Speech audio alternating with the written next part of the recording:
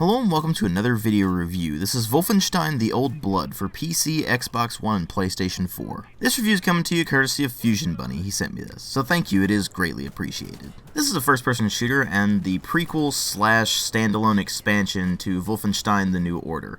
It's developed by Machine Games and published by Bethesda Softworks in May of 2015, and it generally was received pretty well. Most people seemed to like it, particularly if they played Wolfenstein: The New Order.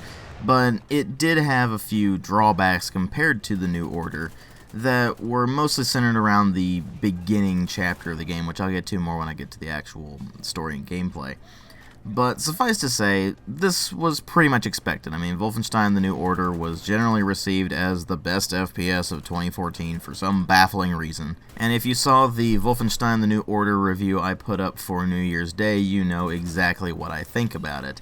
But I was curious whether they would learn from their mistakes in Wolfenstein: The New Order and improve upon the game in The Old Blood, or whether it was just more of the same or what other things might have happened.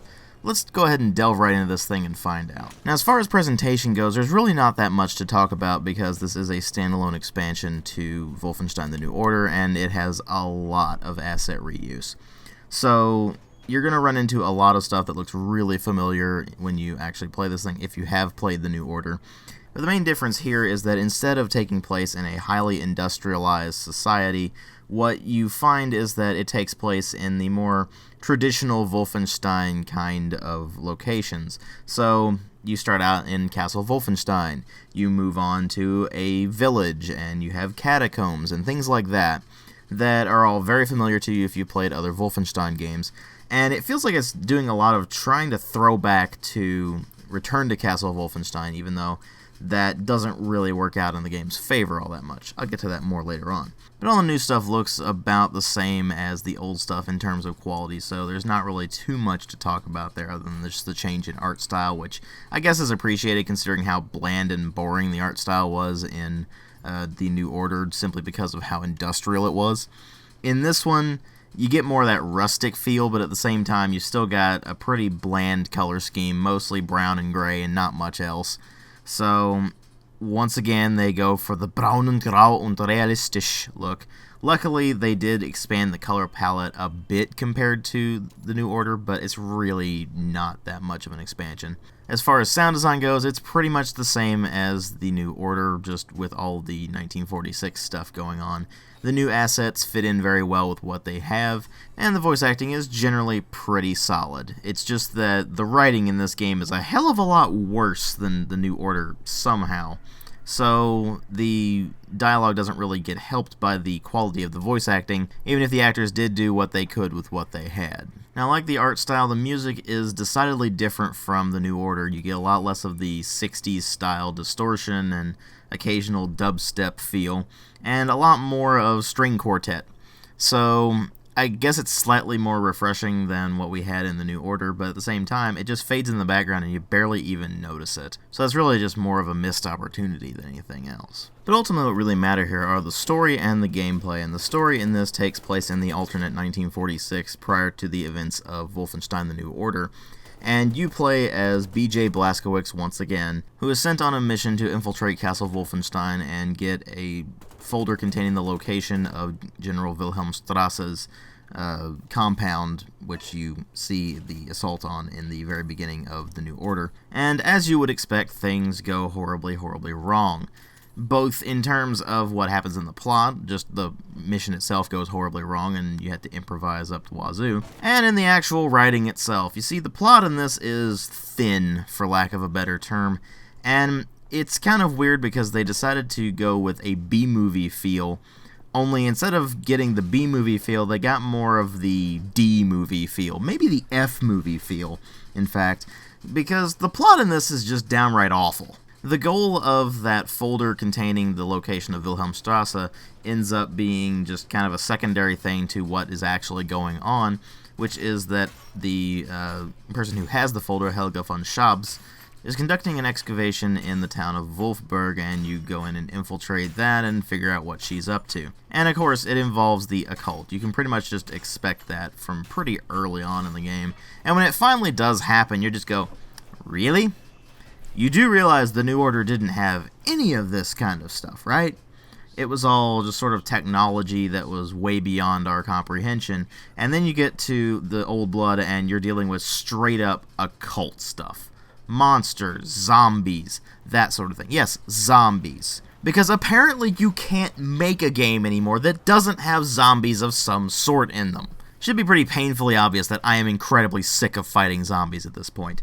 But anyway, as I said, the main plot of this thing just kind of goes all over the place, and it never really has any truly set focus. So when things happen, you just don't give a crap. You're worried more about blasting Nazis in the face. And that's pretty much what this game is about, except when you play Chapter 1. You see, Chapter 1 is pretty much a forced stealth segment. You can try to run through. You'll get mowed down by the super soldiers with miniguns. But you can try if you want. You see, Chapter 1 is attempting to escape from the dungeons of Castle Wolfenstein. And the dungeons are patrolled by super soldiers who have these cables hooking up to rails that power their suits. You have to go up, and you have to hold the button down in order to actually gradually turn off the generator that is powering the suits. Then you can do a takedown on them. But you have to do it without other super soldiers seeing you. All the while, there are also attack dogs down there, so you have to deal with those as well. And this just drags on and on and on. So by the time you would get to the ending bit of Chapter 1, you're probably already put off by the thing. And if you did manage to persevere through that, the rest of the game is pretty much what you would expect after having played Wolfenstein: The New Order. You get a good variety of weapons to choose from, a lot of which can be dual-wielded, including assault rifles, pistols, automatic shotguns, that sort of thing. And you run through a bunch of linear levels, mowing down anything that gets in your way, basically. You also have the option of sneaking around a bit in certain areas, and you might want to do this in order to take down Nazi commanders so they don't call in reinforcements.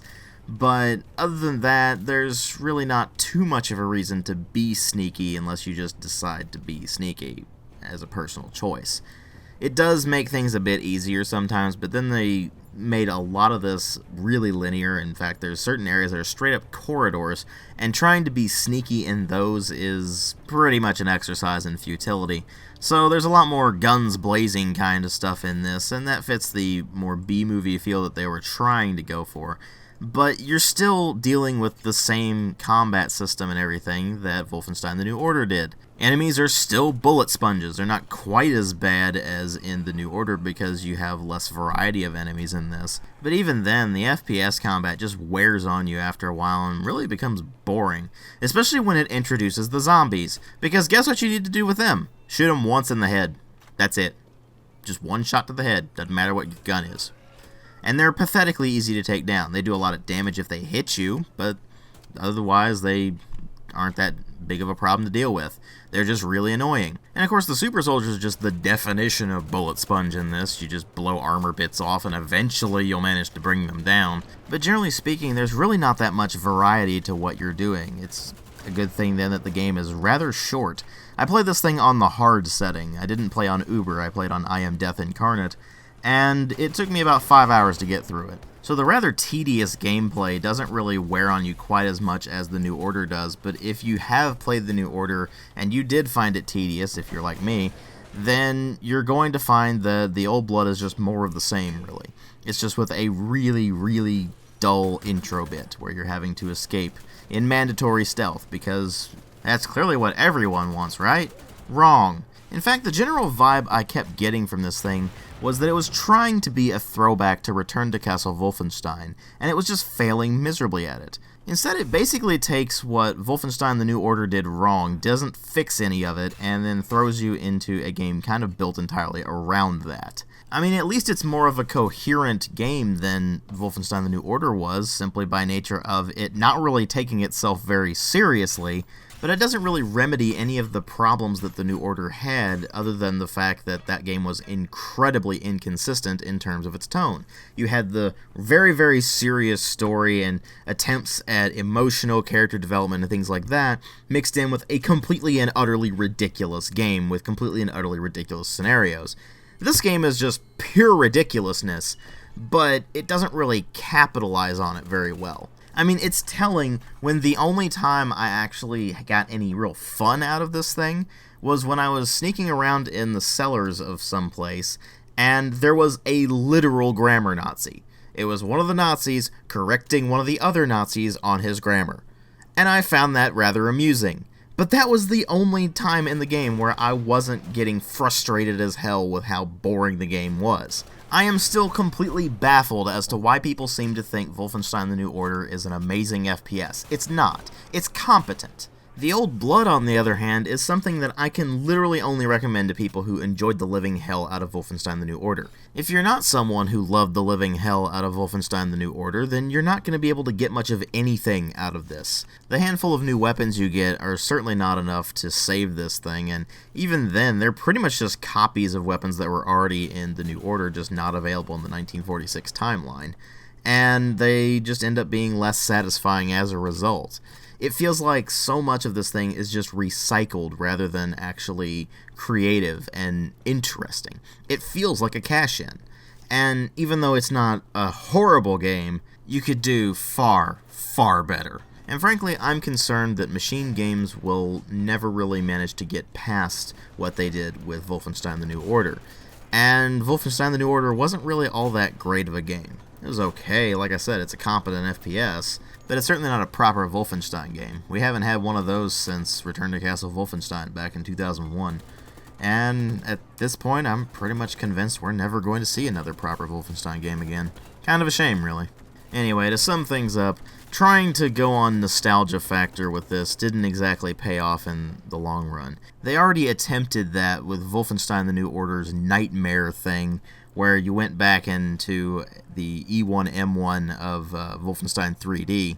In this one, you have a different Wolfenstein 3D level Nightmare for every single chapter in the game. And while it was kind of a nice bit of fan service in The New Order, in the Old Blood, it feels cheap because they do it so much. And if anything, the callbacks to previous Wolfenstein games, Return to Castle Wolfenstein in particular, didn't make me want to keep playing this.